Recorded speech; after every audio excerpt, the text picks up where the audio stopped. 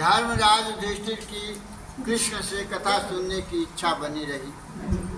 पांडव श्रेष्ठ ने भगवान श्री कृष्ण से प्रश्न किया, हे भगवान, वैशाख महीना के कृष्ण पक्ष की एकादशी का क्या नाम है, उसकी विधि क्या है तथा उसके करने से क्या फल प्राप्त होता है, आप विस्तार पूर्वक मुझसे कहिए। श्री कृष्ण भगवान बोले, हे राजेश्वर, इस एकादशी का नाम वरुथनी एकादशी है। यह सौभाग्य देने वाली है, सब पापों को नष्ट करने वाली तथा मोक्ष देने वाली है। यदि कोई भाग्यहीन भी यह व्रत करे तो उसे सौभाग्य मिलता है। इस वरुधनी एकादशी के प्रभाव से राजा मानधाता स्वर्ग को गए थे। वरुथनी एकादशी का फल 10,000 वर्ष तक तप करने के बराबर होता है। कुरुक्षेत्र में सूर्य ग्रहण के समय एक मन सोना दान करने से जो फल प्राप्त होता है, वही फल वरुथनी एकादशी का व्रत करने से मिलता है। वरुथनी एकादशी के व्रत को करने से मनुष्य इस लोक में सुख होकर अंत में स्वर्ग लोक को प्राप्त होता है। शास्त्रों में यह व्रत अन्नदान और कन्यादान के समान फलदायी होता है। वरुथनी एकादशी का व्रत करने वालों को दशमी के दिन एक दिन पहले निम्नलिखित वस्तुओं को त्याग देना चाहिए, छोड़ देना चाहिए। क्या क्या छोड़ना चाहिए?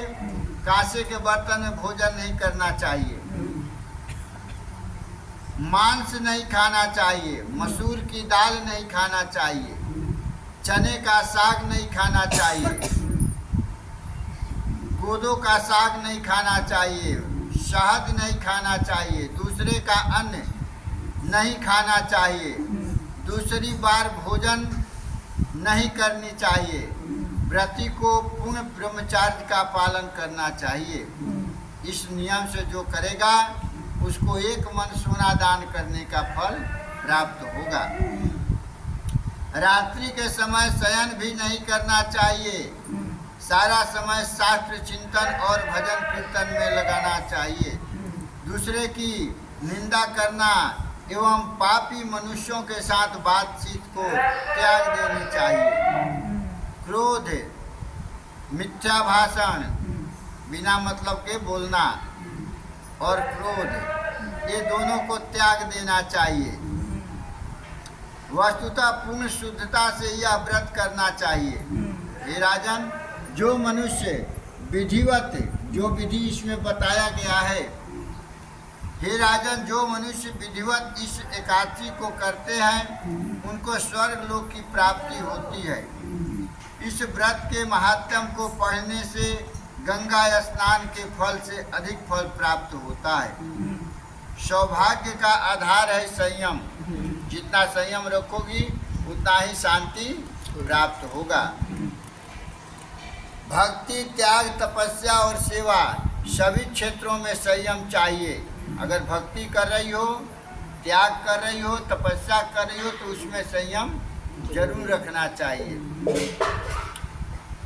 इसलिए यह व्रत तभी सौभाग्य सूचक रहेगा जब व्रती संयम से रहेगा।